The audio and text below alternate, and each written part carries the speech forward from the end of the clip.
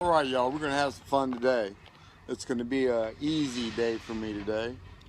I'm doing some upper control arms, and I'm going to go along with, I'm going to do a step-by-step, because this is something, if you have this 2002, 2003 Grand Marquis, if you have a Grand Marquis with a 4.6 liter motor in it, and the mechanic tells you you need upper control arms, I know the bill is going to be high, very high, but this is really something you can do yourself, and you can pocket hundreds of dollars on this job by doing it yourself. You'll have to invest in a few tools, 21 millimeter wrench, 21 millimeter. I decided I'm just going to show you how quickly you can do this job. Now granted, I'm using air, so I'm going to be a few minutes faster than someone using hand tools, okay? So, but you'll get it. So the only thing I did is I took off the wheel and I took this nut off. It's the only thing I really did, okay?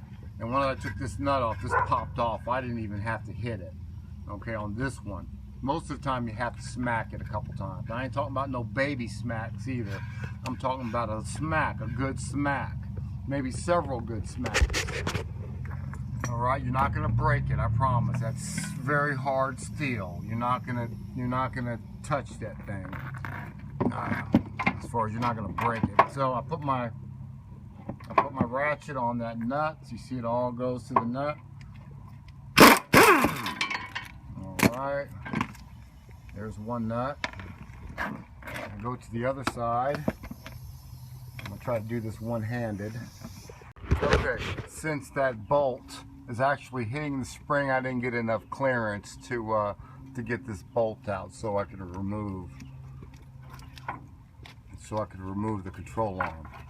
So what I'm going to have to do is I'm going to have to remove that one single nut right there that ties in the shock and the spring. I'm also going to have to remove these three bolts that hold the strut mount on the frame, so I can move it out of the way so I can get enough clearance on that. So that's what I'm doing now. I'm going to zip this off.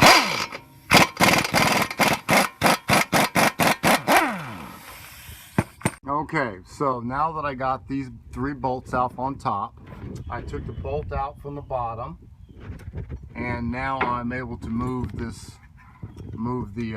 spring back so I can so I can get the bolt out, which I already did. So, and it took a whole 5 minutes to do it. So now alright, once you get the bolts back in there, tighten up these nuts, install this nut, and put some grease in your new parts, please.